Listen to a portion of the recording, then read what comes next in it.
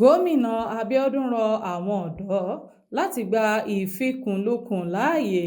Gómìnà ìpínlẹ̀ Ògùn Ọmọọba Dàpọ̀ Abiodun ti rọ àwọn ọ̀dọ́ lórílẹ̀‐èdè Nàìjíríà láti gba ìjọba láàyè láti wá ojútùú sí ìṣòro tó ń jà ròhìnròhìn ní orílẹ̀‐èdè yìí, yàtọ̀ sí lílọ́wọ́ nínú ìwọ́de èyí tó tún lè ṣe ìjàmbá tó pọ̀ fún orílẹ̀‐èdè.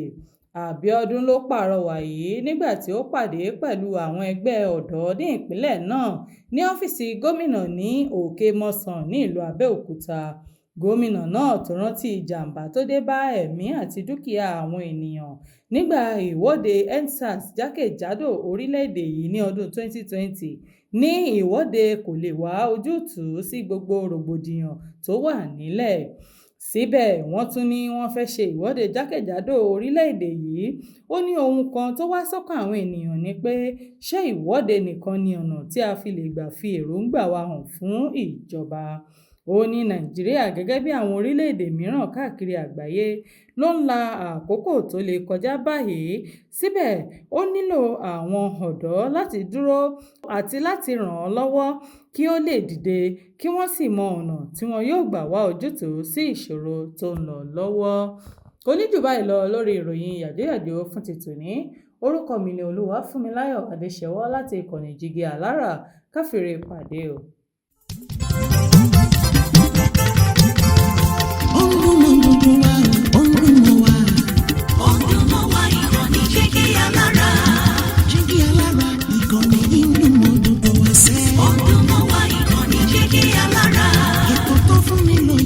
Ètò tó wà ní lọ́yẹ̀ wà ń bẹ̀. Ọdún mọ́ wá ìkànnì Jígí Alára. Ìròyìn lóríṣiríṣi tàbí mọ́ bó ṣe ń lọ láwùjọ.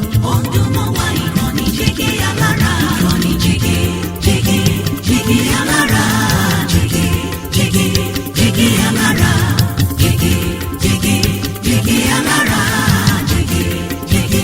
Jígí Alára.